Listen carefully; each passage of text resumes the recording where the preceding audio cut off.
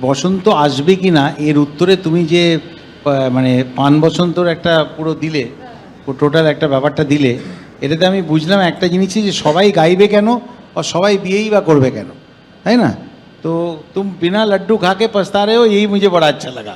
না দেখো বাবুলদা, অত্যন্ত আন্তরিক ধন্যবাদ। এই যে ব্যাপ্তিটা জীবনের, এই যে তুমি খুঁজে উপহার দিয়ে দিলে আর কি আমার মুখে।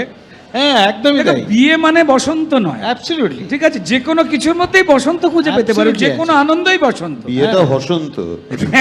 একদমই তাই, ফার্স্ট ক্লাস। সব কিছু বিয়ে হবে কেন, বসন্ত হ্যাঁ। আসুক না, আসুক চলে যাক আবার আসুক, হ্যাঁ, কনসেপ্টটাই তো তাই, প্রতি বছর বসন্ত আসে। বসন্ত। না না, কিন্তু আমি একবারই আসবে, এটাতে আর একদম আসবে না। রুদ্রের সাথে একমত, কারণ সব রূপকথায় আমরা যখন ফেরি টেলস পড়তাম, সব রূপকথায় দেখবে যে একদম শেষকালে কি থাকতো, আরে ভাই, রূপটা থেকেই তো কথা হবে। দেয়ার আফটার, কিন্তু তার অর্থাৎ বিয়ের পর আর কোনো রূপকথা নেই, যা রূপকথা বিয়ের আগে শেষ।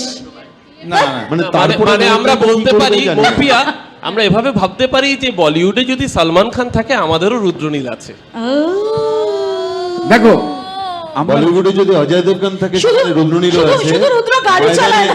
ময়দানে সেটা রুদ্র দেখিয়ে দিয়েছে। শুধু বলিউডে রুদ্র যদি গাড়ি চালায় না, অজয় এটাই দেবগন বাঁচোয়া। থেকে থাকেন, আমাদের এখানে রুদ্রনীল আছে। কলকাতার মানুষের- fantastic performance, Absolutely, fantastic absolutely. Performance, Wonderful. Thank you, thank you. Wonderful performance. Seriously. We are so proud of you. Thank you.